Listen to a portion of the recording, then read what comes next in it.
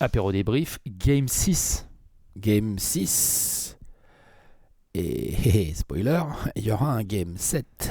Et on y est. On va avoir un Game 7 ce dimanche soir à 2h du matin dans la nuit de dimanche à lundi. À Détroit. À Détroit, ils l'ont fait. Les Pistons, on avait fait une vidéo, Alex, en se disant... Ils l'ont fait les Pistons, ils ne l'ont pas fait les Cavs. Ils ne l'ont très pas fait. Ça marche dans les deux sens. Hein. Ah oui. Oui. Non mais attention, parce que Pistons l'ont fait. Et on va grave en parler en long et en large parce que c'est un vrai gros match collectif en plus des Pistons et tout. Puis un match tactique, non, un match d'équipe qui genre, attends, on est numéro 1 de la conférence. Voilà, ça s'est vu là. Tout à fait. Sur ces playoffs 2026, c'est très simple la statistique, c'est 100% lorsque les Pistons sont dos au mur dans un match éliminatoire. Ils pour ne l'instant. perdent pas. Tout à fait. Ils étaient menés 3-1 contre Orlando, ils ont remporté leurs 3 matchs suivants. Ils étaient menés 3-2 contre les Cavs, ils ont remporté avec Cleveland. Ce qui veut aussi dire, mesdames et messieurs, en traduction, ces Pistons-là, dos au mur, faut faire gaffe. Pas peur. Ils sont très très chauds. Et donc, on va devoir parler de tout ça parce que on avait fait une vidéo juste avant sur ce Game 5 rocambolesque avec une fin de match remportée en prolongation par les Cavs à Détroit. Y a-t-il faute, y a-t-il pas faute? Tony Brothers mérite-t-il le paradis? Tout ça, on en avait parlé, vous pouvez le retrouver dans la vidéo. Tony Brothers ne mérite pas le paradis, si tant est que ça existe, mais c'est un autre débat qu'on fera dans une autre vidéo. Bienvenue sur Trash Talk, alléluia. Non mais c'est vrai qu'on avait fait cette vidéo, Alex, et on se disait, bon, pronostic time, on va voir ce que ça donne ce Game 6, mais il y avait... On s'était marré sur ce qu'on avait dit en pronostic, etc. Et on s'alignait sur le fait que les Cavs d'expérience allaient devoir finir et allaient pouvoir finir, selon nous, le travail à domicile vendredi soir. Occasion magnifique, normalement. T'as arraché le Game 5 avec un comeback miraculeux, une décision arbitrale discutable, une prolongation pour le coup bien gérée, Evan Mobley, Mitchell qui se met un peu en route, un très bon match de James Harden et tout. Enfin, tu vois. Et Cleveland a vaincu à domicile sur ses playoffs. Et t'es à la maison pour le 6, puisqu'à la base t'as pas l'avantage du terrain. Et en face, ce que j'aime bien, on en disait match de grands garçons et tout, c'est que ce qui est intéressant, c'est que les Pistons ont été dans la continuité. Tu te rappelles quand Cade, il parle un petit peu d'arbitrage, je savais plus là quand on a fait le débrief, il parlait un peu de l'arbitrage et tout machin, mais surtout il dit non mais on a déjà été dos au mur. On va se concentrer, c'est pas fini la série, il faut en gagner 4 et tout. Un petit côté un peu genre regrouper les mecs autour de lui et tout. Bien sûr. Et non seulement ils ont suivi leur leader, ils étaient concentrés, prêts et tout, mais en plus leur leader a pas forcément fait le match comme on a vu le match offensif des Pistons, les matchs un peu tout seul et tout. Là on a vraiment vu un match très collectif en défense et en attaque. Les Pistons sont venus avec les bonnes intentions. Et ils l'ont emporté 115-94 pour ceux qui se réveillent peut-être et se demandent que veut dire tout ça. C'est pas un match serré cette affaire, on va en parler, il y a eu des runs. La deuxième mi-temps n'est pas serrée, parce que la première mi-temps... Oui, tout à fait. Moi je disais juste pour les gens qui voient peut-être le score, au final ils se disent attention, sur la physionomie, il faut comprendre que la première mi-temps, on retrouve à la fois des Pistons convaincants. Vont-ils bien pouvoir finir la première mi-temps? Ils finissent mal, ou les Cavs finissent bien, pour le coup on peut. Mais c'est vrai que les Pistons, on est sur des pertes de balles. Il y a quasiment 30 ballons perdus quand on cumule les deux équipes en première période. C'est une atrocité. C'est beaucoup. C'est énorme. Normalement, ça peut être le total d'un match, ça, normalement. Tout pas à fait. D'une mi-temps. Avec Cade, avec Harden, qui sont beaucoup dans du déchet. Les deux, 8 ballons perdus pour Harden sur le match, 7 pour Cade. Et c'est vrai que, comme tu le dis, c'est cette deuxième mi-temps qui est quasi à sens unique. En tout cas, les Pistons ont été vraiment formidables sur la deuxième période. En fait, mais c'est ça, en fait, le truc. C'est que quand les Cavs, ils recollent, là, donc ils étaient à moins... 13, ouais, c'est ça. Et ils recollent à moins 3 à la mi-temps. À la mi-temps, il y a 54-51. Ça recolle et tout. Il y a un petit côté miracle, il y a aussi un petit côté genre c'est bien pour les Cavs quoi. Genre ils sont en place, ils sont à la maison, ils sont revenus qu'à 3 points, il reste toute une mi-temps. En plus Donovan Mitchell, il a l'air peut-être de monter en régime, peut-être, tu vois. Il a 13 points à la mi-temps. Ouais. Je donne les totaux. Donc parce qu'il avait il a eu un gros run à un moment, enfin au bon moment et tout, donc tu dis c'est bon ça. Quelque part, il y a un petit côté au retour quand tu rentres au vestiaire à la mi-temps, il y a un petit côté les Cavs sont quand même assez en place. À titre perso, si tu me demandes de pronostiquer le vainqueur du match à la mi-temps, je pense que je suis plus Cavs. Même si les Pistons sont encore un peu d'avance. Oui, quoi. Non mais tout à fait, pareil, il y a des choses qui vont plutôt dans le sens de Cleveland. On sait qu'Osar Thompson prend des fautes plus ou moins discutables. Il en prend beaucoup sur le début de la rencontre. On a Tobias Harris qui, malheureusement, continue sur sa chute après le Game 6 où on avait dit qu'il était enfin descendu sur terre. Il est moins bien. Ouais. Il est moins bien. Et en effet, tu es en droit de te dire, mais attends, en fait... Si ces Cavs-là arrivent quand même à défendre un petit peu mieux et à enclencher 2-3 gros shoots, notamment avec leurs stars. Ils vont passer devant. Ils vont passer devant, mais à domicile, ça va finir. Bien sûr. Et puis là, normalement, dans le troisième quart, les tirs vont rentrer. Tout à fait. Et le troisième quart, ils ont montré un graphique à la téloche sur le fait que le troisième quart des Cavs est un quart sur lequel ils sont capables d'avoir des très gros coups de chaud offensifs, de rentrer leurs tirs. Et là, en effet, tu parlais de mettre leurs tirs. Je pense que je vois ton assist. Bah oui. Je me disais, bon, parce que vous savez ce qu'il faut pour mettre ses tirs. Il faut s'entraîner. Il faut s'entraîner. Et nous, pour s'entraîner, on a un partenaire qui propose. Et je pense qu'il livre à Cleveland. Hein. Je pense qu'il n'y a aucun sujet. Je vais regarder dans les frais de port. On va demander chez Decathlon, mais moi je suis quasiment sûr que ça livre à Cleveland. Hein. Donovan Mitchell, il a juste affilé son adresse. Livraison en point relais, offert à partir de 50 balles. Non, mais franchement, je suis sûr que Donovan Mitchell, il a un point relais pas loin de chez lui. Il y a un Jiffy pas loin. Ouais. On va se cotiser. Combien ça coûte ? 349 €. Voilà. Le B700. Absolument. C'est un panier qui se replie et tout, même si jamais, par exemple, au hasard, si par hasard ça se passait mal et qu'il avait besoin de déménager, l'avantage, c'est qu'il peut replier son panier, clac, clac, et le mettre dans le coffre ou quoi.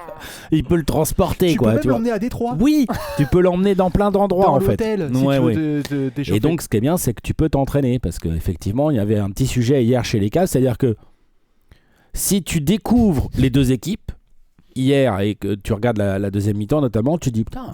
Oh, les Pistons, c'est une attaque bien en place. Alors, c'est vrai que les Cavs, c'est un peu galère. Ils ont peut-être pas le niveau de talent. Ils ont peut-être pas le niveau de talent pour attaquer comme il se doit. Tout à fait. Non, mais c'était terrible. Juste, je vous donne les dernières infos. En premier commentaire, évidemment, vous retrouvez le lien épinglé avec le panier B700 et vous le voyez peut-être tout en haut. Certains, moins 30% avec le code flash sur ce produit. Donc, c'est beau. Moins 30% si vous voulez sur un B700. Ah oui, putain, moins 30%, c'est sérieux monsieur, ça. Je vous donne les promos de printemps, bientôt l'été, ça. Ouais. Entre le 15 mai et le 16 mai. Wow. Là, ça fonce, là, c'est tout de suite. D'ailleurs, on fait voir la photo là-haut, là. C'est pas chez Donovan Mitchell, ça ? Si, absolument.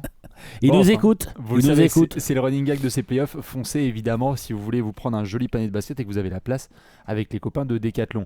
Malheureusement, les Cavs, ce n'est pas du tout rentré en deuxième période. Les choix n'étaient pas bons, l'efficacité n'était pas là. Des ballons perdus. Au secours. Il n'y a rien qui va en deuxième mi-temps. Au secours. Il n'y a rien qui va. Parce que même, quand bien même, ton attaque galère un peu. Tu réussis même pas à rester dans le match parce qu'en fait, pendant ce temps-là, je veux dire, je regarde juste vite fait, 30 et... Voilà, ils ont encaissé 61 points mais tout va bien, hein. En deuxième mi-temps. Donc, pendant que toi, tu galères en attaque et que tu as du mal à scorer et que celui qui est censé être ton franchise player, leader offensif, je parle pas de James Harden pour le coup, qui est critiquable sur ce match, parce qu'il perd un peu trop de ballons. Par contre, heureusement qu'il est là, parce que sinon je pense qu'il y a des moments où ça sombre complètement. Il met quelques gros tirs. Non, celui qui est censé être ton leader offensif et tout, ton franchise player, c'est Donovan Mitchell. Là, vraiment, moi, devant ce genre de match là, dans un match aussi important à domicile, je me dis attends, mais t'as vraiment envie de te dire, on peut pas construire une franchise sur Donovan Mitchell, c'est pas possible. Il doit être le lieutenant de quelqu'un. C'est pas possible en fait. Même cette série, il a fait combien de vrais bons matchs Oui, alors c'est vrai qu'il y a son match 4. La deuxième mi-temps du match 4. Énorme. Mais sinon, l'intégralité des playoffs de Donovan Mitchell, il y a 2 très bons matchs pour démarrer la série contre Toronto. On les avait vus. Début de playoffs de Donovan Mitchell. Oui. Les statistiques sont là. Par contre, tout est en chute. C'est-à-dire que le ratio passe décisif ballon de perdu, alors c'est pas un grand distributeur, mais il est pas bon pour Donovan Mitchell. Catch and shoot à 3 points. C'est pas un grand distributeur, mais il est capable de faire mieux que ça. Qu'est-ce que c'est que ça ? Catch and shoot à 3 points. Pas du tout, parce que là il y avait des shoots en catch and shoot avec certains systèmes décidés en sortie de temps mort où ça ne rentre pas. Qualité de choix. Alors la défense est bonne sur lui, la défense des Pistons et tout. Et puis il y a un autre truc aussi, c'est que de l'autre côté du terrain, il se fait cibler en plus, l'ami. Mais c'est la totale de Donovan Mitchell hier soir. Il se fait cibler fort. Il se fait cibler fort. Et on le sait, on le répète depuis des années. Les playoffs, c'est aussi des joutes tactiques, bien plus qu'en régulière, parce que tu te joues, tu te rejoues, tu te trucs et tout. Et là, par exemple, Bickerstaff, clairement, Bickerstaff, n'importe quel gars des Pistons qui avait la balle et qui pouvait attaquer sur Donovan Mitchell ou 45. impliquer Donovan Mitchell dans un pick and roll ou ce que tu veux. 45. Let's go. Système 45. Ouais. Attaquer sur le 45. Ouais, c'est ça. Donc, et donc, si de l'autre côté du terrain, effectivement, il rentre pas les tirs, les choix sont pas terribles et il a du mal à aller sur la ligne de lancer parce qu'il n'a pas eu beaucoup des lancers. Tu vois, c'est là où, par exemple, Harden a réussi quand même à aller chercher des lancers. Enfin, donc, hyper compliqué. Ouais, et je veux dire, même. Tu vois, même Donovan Mitchell, bon, il les a pas tous mis, même Evan Mobley, il les a pas tous mis, il en a raté, mais il est allé chercher un peu de lancer aussi, tu vois, dans le combat. Non, vraiment, c'est deuxième mi-temps complètement raté. Ça commence par le leader. Bien sûr. Et après, je vais te lancer, Bastien. Qu'est-ce que tu as pensé de cette petite deuxième mi-temps de Kenny Atkinson? Pas impeccable. Dans la continuité. Non, mais il exagère. Mais bien sûr, et ça, on le sait, c'est un petit peu le réflexe logique, et là qui s'est confirmé sur les matchs très difficiles des Cavs sur ces playoffs et sur cette saison, c'est de dire attends, mais qu'est-ce qui se passe? Sauf que là ça continue encore. Autant sur la première mi-temps, je me suis dit bon, allez, run des Cavs pour finir. Ils ont recollé. Sam Merrill qui essaie de envoyer quelques belles pralines. Il était où en deuxième mi-temps? Deuxième mi-temps, bon. Dis-moi où il était assis. Il était assis, voilà. Toi, non, tout à fait. Et pardon, juste, Jalen Tyson 0, et en fait, moi, c'est ça qui m'a frappé. Pourquoi il joue pas? Parce que tu me poses la question, c'est que c'était un des joueurs, tu sais, c'était mon joueur à suivre sur la série. C'est un des meilleurs joueurs, notamment pour défendre les lignes extérieures et empêcher parfois d'avoir un Donovan Mitchell qui est très ciblé. Ouais. Il a fait une très mauvaise entrée sur le Game 5. Ouais. De là à le Après, mettre il est pas à la utilisé. niche, mais non, mais de là à le mettre totalement à la niche et le sortir juste là pour le garbage time des 2 dernières minutes, moi j'étais très étonné. Et surtout que, et c'est là où on va en venir aux écarts entre les deux coachs, parce que la Bickerstaff il est en train de le manger. Il a fait un super match 6. Et surtout là, dans ce match-là, ça ne se justifie pas. C'est-à-dire que pour Jalen Tyson, je veux dire. Moi, je ne dis pas c'est un jeune joueur, il apprend, mais il a fait une belle saison régulière. Il a montré des belles choses, des tirs qui peuvent rentrer, de l'intensité athlétique, capable de défendre et les lignes de passe, d'être un peu bully et tout. Enfin, il a un bon petit physique qui n'a pas tant d'équivalent que ça sur ce poste de 2-3 côté Cavs. Non. Et dans un match comme hier où Dean Wade a plus de 20 minutes, sincèrement, je suis pas sûr de la faire. Elles sont bonnes défensivement sur Cade, mais de l'autre côté, c'est pas possible. Bon défensivement. C'est bien sur Cade. Oui, voilà, mais ça n'empêche pas l'attaque de Détroit. Enfin, je suis pas sûr que. Est-ce que Jalen Tyson fait forcément moins bien? Je demande à voir. Par contre, je pense qu'il peut faire mieux du côté offensif. Rebond offensif, tout machin, même peut-être mettre des 3 que Wade n'a pas mis ou en prendre plus. Enfin, j'en sais rien. Wade était inexistant en attaque. Voilà. Et en plus, dans ce même match où, du coup, quand Wade est inexistant, il file toutes les minutes ou beaucoup de minutes, en tout cas à Struss, qui était moins dedans, Struss. C'était héroïque précédemment. Exactement, mais non, mais match, il a fait des, je veux pas critiquer Struss, juste voilà, il est moins dedans, c'est un role player, là il est moins dedans. Ouais. Et dans ce cas-là, là où Bickerstaff te sort des Marcus Sasser, là où Bickerstaff n'hésite pas à mettre Dennis Jenkins titulaire pour modifier ses rotations et à faire sortir, hier Duncan Robinson est sorti du banc et tout. Là on a Kenny Atkinson, lui non, les rotations elles sont bien réglées, là c'est bon, on va voir ce qui se passe. Tout à fait. J'aime pas ça, c'est pas bon. On est au Game 6, si tu tentes pas des trucs là, quand est-ce que tu vas jamais le faire? La saison prochaine?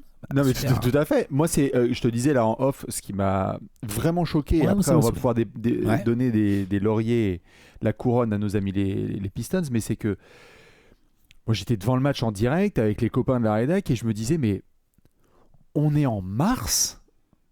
C'est moi ou juste les Cavs, ils ont compris que là, s'ils perdaient ce match, tu pouvais perdre. Quand même, il y a une bonne probabilité de perdre un Game 7 à l'extérieur. Ta saison, elle est terminée. Hein. Moi, franchement, il y a eu des séquences sur ce match où je me suis dit, est-ce que le sentiment d'urgence de cette équipe est réel? J'ai pas l'impression qu'ils ont compris et même l'importance. Jusqu'au coaching staff, qu'on soit bien clair. Absolument tous, joueurs et staff. Alors qu'en face... T'avais le sentiment, qu'ils étaient prêts et que c'était un match dos au mur, évidemment. Donc on le sait, c'est toujours très difficile. Une des missions les plus difficiles, le disent les joueurs chaque année en playoff, c'est de terminer une série parce qu'il y a un désespoir dans l'équipe d'en face. Sauf que là, face à ce désespoir des Pistons, il n'y a rien eu de la part des Cavs en deuxième mi-temps. Et ce que j'ai trouvé formidable de l'autre côté, c'est que quand Duncan Robinson est absent sur le match précédent, et ça s'est fortement senti, on en avait parlé, il revient pas dans le 5 tranquillou, hein, c'est en sortie de banc avec Paul Reed et tu vas laisser la place à Dennis Jenkins parce que Dennis Jenkins, on l'a vu, ça peut pas mal marcher avec et puis il apporte du ball handling et donc du coup Bickerstaff fait ça. Et aussi, par exemple, j'en reviens aussi à Kenny Atkinson qui ne s'adapte pas trop. C'est par exemple dans ce match où là, tu t'es pris un match de Duren un peu plus sérieux que d'habitude. C'est bien. Un peu plus agressif en attaque, qui vient plus te faire chier au rebond. Un match plus agressif de Jalen Duren, clairement, même s'il a raté les lancers. Exactement. Ouais. Et alors là, dans ce genre de match, Jarrett Allen, il joue que 30 minutes. Je comprends pas. Désolé, c'est une erreur. C'est une erreur, Jarrett Allen. D'où il n'a que 30 minutes. Pour le coup, Jarrett Allen, dans le côté un peu fight, le côté rebond, verticalité et tout, Mobley peut apporter des choses, mais du coup c'est tellement mieux quand tu les as tous les deux. Pourquoi Jarrett Allen ne joue entre guillemets que si peu? Je ne comprends pas. Surtout dans un Game 6, c'est quoi? Ils veulent l'économiser pour quoi? Parce que là il va peut-être... Attention. On a déjà sorti cette phrase dans la série. Hein. Oui. Et ça se répète dans un match encore plus important. Et donc, du coup, ça commence à se questionner. Moi, je commence vraiment à me questionner sur la réelle capacité de Kenny Atkinson à emmener une équipe loin en playoff. Maintenant, là, Game 7. Il y a un Game 7. Donc, on va lui laisser sa chance et tout. On va voir comment il va gérer son truc. Mais là, c'est vrai que ça fait plusieurs fois sur des défaites des Cavs où tu te dis bravo les Pistons et tout. Il y a plein de trucs qui ont été bien gérés et tout. Mais tu as forcément ce côté où tu te dis quand même là les Cavs, parce que là ils prennent une branlée en deuxième mi-temps. C'est grave la deuxième mi-temps à domicile là. Très bien, t'es à domicile en plus. Ils l'ont pas perdu sur un game winner de Kate. Enfin, je veux dire, tu vois, genre là ils se sont fait tabasser en deuxième mi-temps. Et d'ailleurs, il y a 20 au score final, il y a 20. Hein. Sur la mi-temps, il y a 20. Non, mais sur le rien match, à dire. Ouais. L'écart réel. Tu sais, quand à la mi-temps, tu le dis très bien, là, ils reviennent à -3. Moi, je m'étais dit, en effet, comme toi, peut-être que les Cavs peuvent remporter ce match. Mais je me suis surtout dit, on en a parlé sur les dernières vidéos, run. Les Pistons vont prendre plus 10, ils vont faire des erreurs, Cleveland va revenir, etc. Je n'imaginais pas que ça soit aussi large. Et de voir ça, et 2 heures plus tard, voir une autre équipe mener 3-2, aller à l'extérieur et dire la série elle est terminée, le contraste il était terrible. Ah oui, voilà, attention. Non mais juste, c'est même pas le même sport. Hein. Tout à fait, mais tu vois la différence d'approche. Moi j'ai trouvé ça hallucinant. C'est-à-dire qu'au-delà du niveau de jeu, je me suis dit attends, les mecs sont à domicile, ils mènent 3-2. Comment est-ce que tu peux... C'est pas qu'une question de shoot raté, tu vois. Non, replay, c'était même pas ça le truc. Il y a une question clairement de préparation, de mentalité globale, mais il y a aussi une idée tactique où vraiment je maintiens que plusieurs de ces joueurs ne sont pas mis dans les meilleures conditions. Genre quand Donovan Mitchell fait ce genre de match et qu'il se fait autant cibler en défense, il faut avoir Jarrett Allen sur le terrain et Evan Mobley, comme ça tu bouches un max de trous. Et je sais que oui, ça t'arrange pas forcément toujours dans ton spacing, mais à un moment donné, il faut faire des choix plus tranchés. Là, tu vois bien que c'est entre deux eaux. Pendant ce temps-là, côté Pistons, comme on l'a dit, on a Bickerstaff qui s'est fait virer par les Cavs il y a 2 ans, parce que soi-disant, il est en playoff, tout ça, il était plafonné et tout. Bon, il a progressé, JB. Hein. JB, là, il envoie un Game 6. J'avoue sincèrement, il y a quelques années on se moquait, il y a encore pas si longtemps que ça, on se moquait pas mal de JB Bickerstaff sur plein de trucs. Ce qu'il est en train de faire aux Pistons en 2 saisons, avec en plus là le retournement de situation face au Magic, pour lequel il n'est pas pour rien, plus là ce genre de match 6, on va voir ce qui va se passer sur le 7, mais ça force le respect. Il y a des vrais choix tranchés avant le match, où comme l'a dit Bastien, Duncan Robinson revient de blessure, mais il est sur le banc parce que Dennis Jenkins ça marche bien. Pendant le match, il nous sort Marcus Sasser, il a l'air chaud, je le laisse. Il a mis quoi, 8-9 points? C'est des points importants. C'est des points importants. C'est le flotteur à la fin du 3e quart, là au buzzer, pour mettre vraiment la tête sous l'eau des Cavs. C'est des petits pull-ups. Jalen Duren, il fait son meilleur match, mais je vais quand même t'envoyer du Paul Reed dans la bouche, parce que je sais que Paul Reed il a la dalle. Paul Reed 17 points. Tout à fait. De toute façon, si Cade a mis 20 points, Cade a mis 21 points, mais sinon t'as 15 points de Jalen Duren, 17 points de Paul Reed, 14 points de Duncan Robinson, 15 points de Dennis Jenkins, t'as 10 petits points mine de rien de Osar Thompson. Osar Thompson, quand il met 10 points, on est quasiment dans du bonus. Tout à fait, surtout qu'il a pris 6 fautes, donc il a pu jouer un peu plus, il a joué 24 minutes. T'as 9 points de Marcus Sasser, 8 points de Levert. T'as 8 joueurs à 8 points minimum. C'est-à-dire que super. C'est une victoire magnifique collective. 115 points marqués par les Pistons, leur meilleur marqueur à 21 points. C'est merveilleux. La répartition au scoring, elle est parfaite. Tu peux compter sur beaucoup de gens. Duncan Robinson, exceptionnel pour garder la tête des Cavs sous l'eau. Mettre les gros tirs. Oh là là, Moi, j'ai beaucoup aimé les minutes de Levert. Les minutes de Levert ont été bonnes, tout à fait. Et du coup, côté Pistons, c'est vrai que JB, on est passé par plein de montagnes russes, que ce soit nous ou les fans des Pistons. Il y a 3 semaines, ils étaient menés 3-1 par le Magic. On était en train de dire oh là, attention. Mais il y a 2 jours, quand on a fait la review du match 5, moi je disais Cavs. Moi, tu sais, on a regardé les pronostics et tout. En fait, mon 4-3, il est pas si mal. C'est pas mal, au final. La barre. Non, mais moi, il y a 2 jours, je pensais vraiment que les Cavs avaient tout ce qu'il fallait pour finir ça à la maison. Ouais, non, tout à fait. Et il faut reconnaître que ce sont bien les Cavs ont été mauvais, mais les Pistons les font déjouer. Les Pistons, en fait, là, pour l'instant, c'est une meilleure équipe. Là, on va voir qui prend le 7. Mais sur cette série, pour l'instant, la meilleure équipe, ce sont les Pistons. Et sur la dynamique, elle est évidemment clairement Pistons parce que là, tu rentres à la maison. Tu reviens à la maison. Et puis, formidable pour cette équipe. C'est-à-dire que autant tu reviens d'un 3-1 lead, bon, c'est bien, c'est fait. Le Magic, c'était un bel adversaire, mais bon, c'est pas la même chose que Cleveland en termes d'expérience et de jeu. Et là, du coup, c'est bien aussi pour ce projet, je trouve. T'as mis 115 points à l'extérieur. D'être mené 3-2 et de se retrouver dans un match comme ça, je veux dire, c'est un match à haute tension. T'as perdu, t'es en vacances. T'as 100% de regret. Tu peux revenir sur Ostar Thompson, la faute, Tony Brothers, etc. Mais il continue aussi, dans cette franchise, à y avoir des étapes de valider pour rentrer dans la cour des très très grands. Comment on est capable de remporter un match quand Kate Cunningham... Je veux dire, là, Alex, on t'aurait dit hier... Game 6 à l'extérieur, Kate Cunningham va être à 7 sur 19 au tir, 7 ballons perdus, ils vont gagner de 20 points. Au secours. Normalement, ça ne doit pas exister. Je signe dans quel bouquin? Ça n'existe pas. Ça. Et Tobias Harris n'a mis que 6 points. Enfin, je veux dire. Ah oui, non, mais ça n'existe pas. Il faut vraiment rendre hommage à cette équipe et à son coaching staff et aux joueurs et tout, parce qu'au global, ils ont trouvé les solutions. Tout à fait. J'ai sorti la stat pendant la nuit, Alex. Ça fait 8 ans que Donovan Mitchell n'a pas remporté un Game 6. Il faut remonter à 2018. C'est peut-être lui le dénominateur commun à force. Peut-être. En tout cas, je veux dire, parce qu'il faut assurer au Game 7. Donovan Mitchell les a pas gagnés, mais il les a pas perdus tout seul. C'est ça que je veux dire. Ouais. Il va y avoir un gros Game 7. Parce que là, attention, autant les Knicks pioncent. Les Knicks, ça va pour la récupération physique. S'ils regardent cette série, ils font putain. Gratte-moi, ils sont là, dans le dos. Et là, ils sont là, Jalen Brunson et Karl Anthony Towns, ils font on est meilleur que. On est meilleur. Après, moi, j'ai très hâte de faire Knicks, t'es en droit de regarder la série et de dire que t'es meilleur. Après, j'ai très hâte de faire la preview. Si les 3 passent notamment, j'ai très hâte parce qu'il y a eu des match-ups de saison qui m'ont hyper intéressé. Non, mais je dis pas que ça sera une balade de santé, mais t'es en droit de regarder la série Knicks et de te dire attends, on joue à meilleur basket que ces 2 équipes-là. Ouais, absolument. Game 7, énorme à venir à Détroit, 2h du matin dans la nuit de dimanche à lundi. On va observer tout ça. Les signes très positifs pour les Pistons, le retour de Duncan Robinson, Jalen Duren qui sort sa meilleure performance au meilleur moment. Tu remportes un match avec un Kate Cunningham qui fait peut-être un de ses plus mauvais matchs. Attention à son Game 7 à lui. Attention, tout à fait. Si tu es... J'ai très hâte de voir ta tête. Alex, si tu es Kenny Atkinson et que tu es dans le vestiaire des Cavs et que tu prépares ce match, qu'est-ce que tu fais pour faire en sorte que cette équipe réalise quand même un très très gros truc, c'est emporter un Game 7 à l'extérieur. Ne pas avoir de regrets, quoi. Tu vois,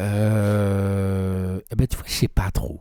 Parce que j'avoue qu'ils m'ont un peu perdu, les Cavs, depuis le début de ces playoffs et surtout depuis le début de cette série. Je sais pas trop. Ils ont le talent nécessaire et la variété de talent. Entre Mitchell et Harden, c'est pas le même profil offensif. T'as Evan Mobley, t'as des shooters, Struss, John Tyson il est puni, mais Dean Wade, voilà, faut voir. Moi, franchement, sur un Game 7 à l'extérieur, je suis Kenny Atkinson. Moi, je garde mon 5 majeur. Oui. Je pense pas que je le change. En revanche, si ça repart comme ça, Dean Wade en attaque, et que du coup, la défense adverse peut se focus sur Donovan Mitchell, parce qu'elle se dit, tu sais quoi, laissons Dean Wade ou même Evan Mobley prendre les tirs ou quoi. Là, je tente des vrais trucs. Je sais pas, je donne vraiment 35 minutes à Merrill ou à Struss avec du Tyson, et Dean Wade il revient pas sur le terrain. Et je dis aux gars, Struss, Tyson, machin, va falloir se bouger le fion, va falloir me défendre Kate Cunningham du mieux que vous pouvez. Je cible à mort Ostar Thompson, moi de l'autre côté du terrain pour défendre. C'est-à-dire que pour protéger au mieux Donovan Mitchell, Et je parle pas de Harden parce que finalement Harden il se démerde pas si mal. En défense, je parle. Hein. Les 4 derniers matchs avec il se démerde pas si mal en défense, donc je considère qu'il se démerde. Par contre, Donovan Mitchell, il a besoin de se faire aider, de se faire devenir qu'on vienne doubler dès qu'il est pris dans les switches sur les écrans. Faut absolument qu'il y ait un partenaire pas loin. Donc pour moi, c'est le gars. Il y a une rotation qui part du gars qui est sur Ossar. Où on va laisser un peu lâcher la bride à Ossar pour pouvoir dézoner un peu et aider dans la zone de Donovan Mitchell, quelle que soit la match-up. Évidemment que si c'est Cade, c'est évident. Jenkins. Mais si c'est Jenkins, faut aider. Parce que Jenkins, il en fait son 4 heures en attaque quand il est sur Donovan Mitchell. Mais c'est la phrase, elle est réelle. La phrase est réelle. Et puis s'il y a switch sur un grand, c'est la merde. Parce qu'on oublie, mais il est athlétique, mais il est petit. Enfin bon, bref. Et puis ça va l'aider. Ça va l'aider peut-être à garder un peu d'énergie, à en mettre plus en attaque. Ça, c'est le premier point. Le deuxième point, c'est vraiment... Donc... Je te mets les temps de jeu là pour te... Hein. J'allais te lancer là. Clairement, Jarrett Allen et Evan Mobley doivent jouer 40 minutes chacun au match 7. C'est un truc que tu dois prévoir en tant que coach. Sauf, je sais pas moi, problème de faute, oui. les aléas d'un match. Mais sinon, dans ton plan de départ... Tu dois avoir 40 minutes chacun, là, les deux bigs. T'as besoin d'eux, t'as besoin de leur longueur. En plus, en attaque, mine de rien. Enfin, ça emmerde la défense de Détroit, ça emmerde pas que l'attaque de Détroit, ça emmerde aussi la défense. Donc, 40 minutes chacun. Max Truss, on y va. Hein, Max Truss, on y va. Surtout, je te dis, si Dean Wade est aussi fantomatique en attaque et tu prépares un Tyson et du Merrill. Oui.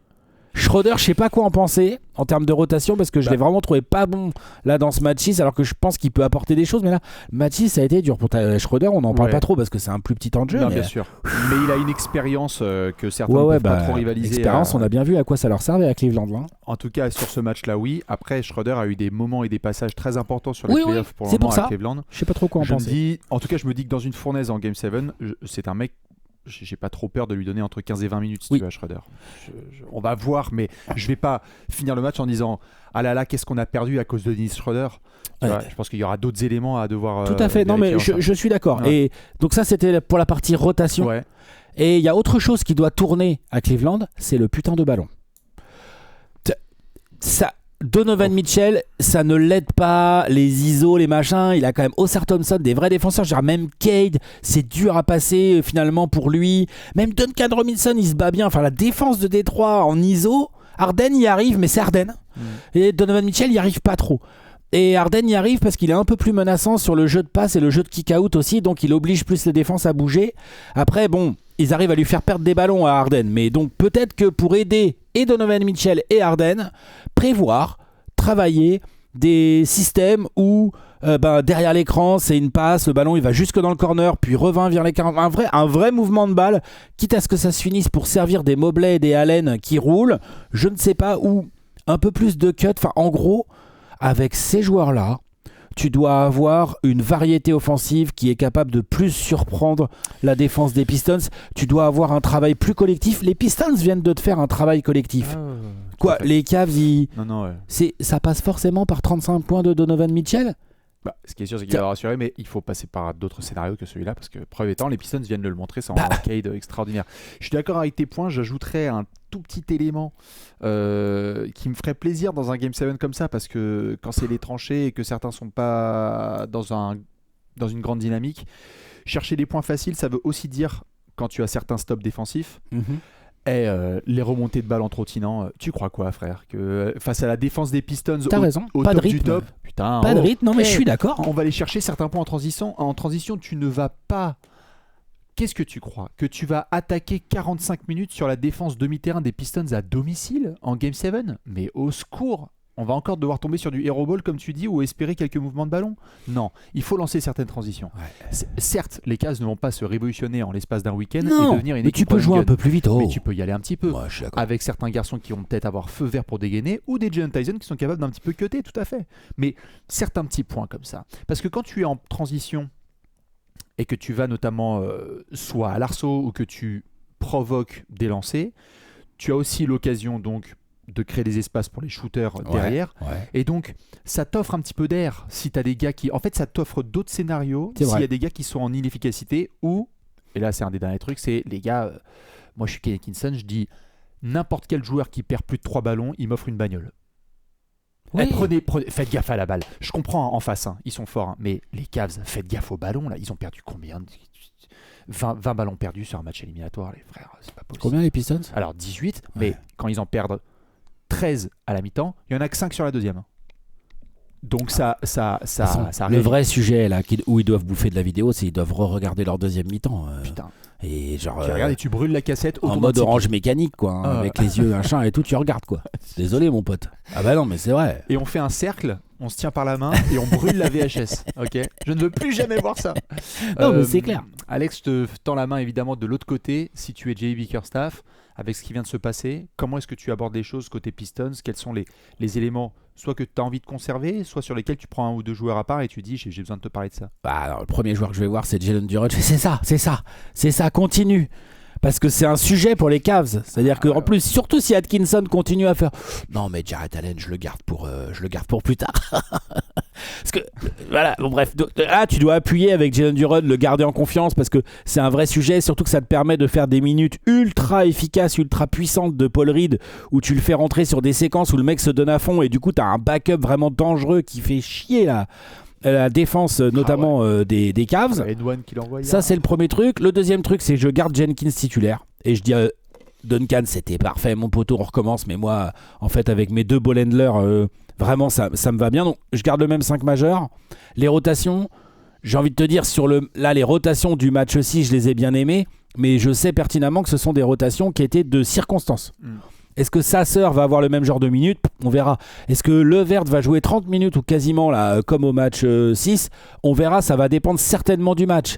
On souhaite également que Bickerstaff aille voir Oscar Thompson et lui dise mec, je sais que t'es saoulé parce que tu trouves que les calls ils sont pas bons. Et franchement, il y en a qui ont été atroces. Il y a au moins les fautes 3, 4, 5, 6 là elles sont. Alors je n'irai peut-être pas jusque là, mais en tout cas on peut discuter vraiment des calls. Je suis complètement d'accord. Donc j'irai voir le joueur, je dirais clairement tu devais pas te faire exclure, ou en tout cas pas aussi vite, parce qu'il y a des calls qui sont un peu abusés et tout. En revanche quand on a déjà deux, fais attention. C'est-à-dire que ok c'est un jeune joueur et tout, mais t'as déjà 2 fautes. T'es à l'extérieur, t'es en play-off. L'arbitrage, la linéarité de l'arbitrage depuis le début de la saison 2022-23, c'est pas ouf. 1900 Ouais, voilà, c'est ça. Non, mais tu vois, genre, c'est pas ouf. Bon, bref. Mais par contre, tu peux avoir une discussion, dire, mec, t'as une grosse mission sur Donovan Mitchell, c'est super, c'est bien, mais genre, quand là, te jette pas dans les bras, écarte pas trop. Soit tu passes avec ton corps, soit carrément tu évites. Mais en gros, ne tente pas une interception dans les mains d'un Harden ou d'un Mitchell alors que t'as déjà 2 fautes. Parce que même si tu fais pas faute, il y a un risque que tu te la fasses siffler vraiment fort. Donc, juste un peu plus de jugeote, c'est pas vrai, genre de compréhension de la situation. Laisse pas tes sentiments prendre le dessus, parce que c'est marrant que tu dis ça. Je crois que c'est la faute 3 ou 4 d'Oscar Thompson. On est à 150 mètres du panier et il y a Evan Mobley qui lui met une petite aile de pigeon, tu sais. Elle y est, hein. C'est une provocation d'Evan Mobley, bien joué. Qu'est-ce qui se passe d'Oscar Thompson? L'arbitre il a 1 mètre. Le petit coude. Oh, ça c'est pas bien. Parce qu'à la limite je comprends, tu vois ce que tu dis et t'as tout à fait raison sur le côté voir sur Donovan Mitchell quand il passe et tout. Mais quand t'es à 30 mètres du panier, frérot. 30 mètres du panier, attention. Et puis je te dis vraiment, si t'en as déjà 2 un peu trop vite, fais attention. En fait, parce que c'est sensible. Parce que même si tu fais pas faute, t'es pas à l'abri d'un call quand même, parce que c'est un peu borderline et que du coup c'est ta 3e et ça y est, c'est la merde. Oui. Et on va aller voir. Moi, je vais aller voir pour finir juste Tobias Harris. Frérot, ça va revenir. On compte sur toi. T'es un vétéran. On sait que même s'il y a 2 matchs off, là, tu peux revenir fort dans un set. Surtout dans le jeu. Ok, les tirs rentrent pas trop, mais dans le jeu, il est quand même là. Hein. Ouais, post-up, tu peux prendre des post-up sur Harden. Il est bon là pour tourner sur l'épaule. Et puis Cade, moi, je lui dis, mec, viens, on va fumer une clope. Excuse-moi, hein, juste factuellement là, il y a eu 2 matchs, Game 3 et Game 4, où t'avais le droit de dire que t'étais un cran en dessous et on a perdu. Donc, allô à l'aide. Là, tout le monde t'a aidé. Hein. Oui. Tout le monde t'a aidé. Hein, donc gagne-nous ce game 7. Donc là il faut que tu donnes tout de suite le ton. Mais tu sais quoi, faut qu'il y ait genre 15 points dans le premier quart-temps avec silence. Je suis pas très inquiet. Hein. Je pense que c'est une très mauvaise, très mauvaise nouvelle bien pour sûr. les Cavs. Bien sûr. Ils ont perdu ce game 6 et c'est pas Cade qui est venu leur arracher des mains. Donc attention, Cade à la maison là. devant son public, là, l'équipe qu'il a drafté en 1, machin, un Game 7, c'est vraiment une très très très très mauvaise nouvelle pour les Cavs. Extrêmement mauvaise nouvelle. En Game 7, il y a un mec, je sais pas comment tu peux l'appeler, un multiple All-Star et un futur Hall of Famer, et c'est moi le meilleur extérieur, très clairement. Très très très clairement. Il y a Harden et Donovan Mitchell. Le meilleur joueur de cette série, c'est Kate Cunningham. Il n'y a pas de. Tu vois, c'est dans le Game 7 que ça va se jouer. Ça se prouve, exactement. Pronostic time. Les Cavs, je vais tellement finir ça au Game 6. Je me demande si du coup c'est pas pour les Pistons, tu vois. C'est un peu comment dire la loi du sport de haut niveau, quoi. C'est-à-dire que quand tu rates le coche, rater le coche, ça peut être fatal de ouf en fait, quoi. Tu vois, un peu comme je sais pas, les Celtics qui avaient certainement une meilleure armada que les Sixers, mais qui ont raté le coche et derrière, voilà, tu perds. Parce que à Détroit, comme on vient de le dire, avec un Cade Cunningham qui n'a pas forcément réussi à titre individuel son Game 6, avec des Pistons qui collectivement ne vont rien lâcher. Ils vont sortir leur meilleur match défensif, ça va être horrible. Il va falloir un truc assez incroyable de la part des Cavs. Alors ils ont le talent, c'est ça le problème. Enfin le problème pour les Pistons, je veux dire, hein, parce que ils ont le talent. Ça se trouve, Donovan Mitchell, il va nous regarder comme ça. Il fallait les gars, arrêtez avec vos blagues avec les paniers Décathlon parce que c'est bon. Ça va mieux, ça y est. Mais c'est très bien, on va lui dire on t'a porté chance. Mais moi je dis c'est le legacy game de Donovan Mitchell, on y va là. Il va nous envoyer un carton. Je pense que les Cavs peuvent le faire. D'accord. Je pense qu'ils peuvent vraiment le faire, et d'autant plus qu'il faudra, parce que là, je suis pas sûr. Historiquement, je préviens aussi, on peut avoir de tout. On a eu 4 récents très bons matchs de James Harden. On va voir en Game 7 tout ça, ce que ça donne, parce que tu sais, il y a un peu le yo-yo. Hein, c'est important, lui aussi, il joue gros. Mais je pense que les Cavs peuvent le faire dans un match serré, et que s'ils font le boulot et qu'ils perdent pas trop de ballons, non mais t'as raison de parler aussi d'Harden, parce que lui aussi finalement dans sa carrière il est pas allé si souvent que ça en finale de conf, hein. Je te confirme, une fois avec le Thunder, avec Houston, et voilà, et voilà, hein, je pense, hein. Donc lui aussi c'est important, il était à un orteil de KD oui, c'est vrai, tout à fait. Disons pas que avec les Clippers, pas avec les j'avoue là comme ça je vais dire Pistons. Ouais, je comprends. Je vais dire Pistons. Je sais pas, je les vois un peu plus capables, si ça démarre pas comme ils veulent, de serrer la défense, d'avoir un gros Cade tout vénère et tout. Alors que je sais pas, j'espère pas pour eux, mais je sais pas, les Cavs, là, il y a vraiment un truc que dans cette série, autant sur la série du premier tour face aux Raptors, il y a un côté premier tour où il y a eu des déceptions, des trucs et tout. Ils ont réussi à s'en sortir dans un Game 7, qui était chez eux. Autant là, après qu'ils aient gagné le match 5 à l'extérieur, pondre ce genre de match 6, c'est une grosse. Je pense que c'est une faute professionnelle. Hein. Ouais. Et je pense qu'ils vont la payer. Allez. À Détroit. Moi je vais dire gros Jarrett Allen, gros Donovan Mitchell, et on y va. Gros Jarrett Allen sur 28 minutes alors par contre. Hein. Non, comme le Game 7 contre les Raptors. Il avait fait un bon Game 7 contre les Raptors. Attends, Jarrett Allen, franchement, il est déterminant. Ça va. Il est déterminant, mais il est déterminant. Je pense qu'il va avoir du bon temps de jeu. Il faut qu'il ait 40 minutes. Tout à fait. Dans la nuit de dimanche à lundi, demain soir, donc à 2h du matin, on suivra tout ça. Je rappelle qu'une demi-heure avant, on aura l'annonce du MVP de la saison régulière. Timing. L'NBA, c'est ce qu'elle fait, hein. Let them cook. Bon courage aux fans des Cavs, aux fans des Pistons et à tous les gens qui aiment l'arbitrage. On se retrouve, dites-nous qui va remporter ce match incroyable, immanquable, et qui affrontera ensuite New York. On fera la preview du coup en début de semaine. On fera lundi. La preview lundi, je pense. C'est ça. Hein, et nous, je pense qu'on va se retrouver demain pour la petite preview d'une série, comment ça s'appelle déjà ? La série de l'année, ça s'appelle. Voilà, ça s'appelle comme ça. La série de l'année, je crois, non ? Absolument. Voir la rivalité du siècle. Non. On vous fait des gros bisous. On se retrouve demain. Bisous tout le monde. Ciao. Ciao.